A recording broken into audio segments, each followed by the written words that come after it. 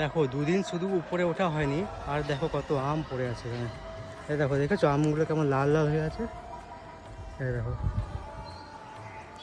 আর এই দেখো ভিতরে দেখো কত আম। এখানে আম অনেক নষ্ট হয়ে গেছে, এই দেখো পুরো আম নষ্ট। আর জিনিস দেখাচ্ছি দেখো, এই দেখো ভিতরে কত আম পড়ে আছে, এগুলো ভিতরে ছড়াচ্ছি দেখো সাথে সাথে কত আম পড়ে আছে দেখো। পাকা আমও আছে, এই দেখো পড়ে গেল।